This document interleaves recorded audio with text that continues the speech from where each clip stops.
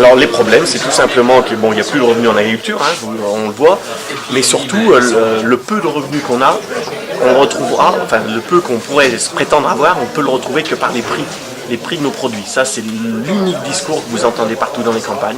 On ne veut plus d'aide, on ne veut plus de saupoudrage ou de fuite en avant en disant ça ira mieux demain.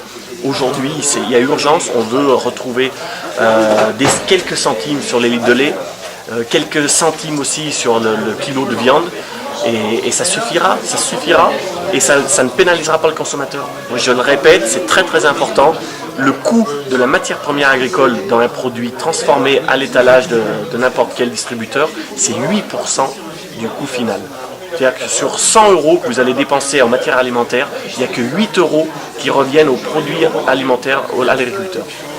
C'est-à-dire qu'aujourd'hui, il y a beaucoup d'arrêts d'activité, retraités ou non retraités, des arrêts prématurés, par découragement, par manque de finances.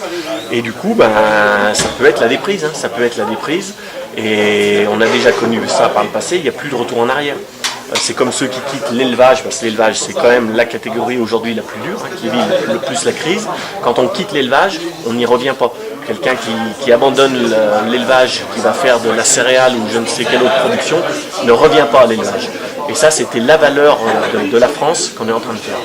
Il faut légiférer tout ce qui est marge, par exemple.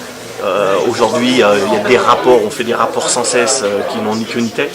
C'est-à-dire qu'aujourd'hui, on fait des rapports, on dit que personne ne gagne de l'argent. C'est l'exemple du rapport Chalmin. On dit que personne ne gagne de l'argent, ni le producteur, ni le transformateur, ni le distributeur. Sauf qu'aujourd'hui, il n'y a pas obligation pour, par exemple, certains industriels à fournir. On ne connaît même pas ce qu'ils gagnent. Et on sait qu'ils gagnent. On sait parce qu'ils investissent. C'est des grands groupes. Ils sont même plus puissants aujourd'hui que les distributeurs. Donc voilà, on demande à avoir vraiment connaissance de la réalité des faits.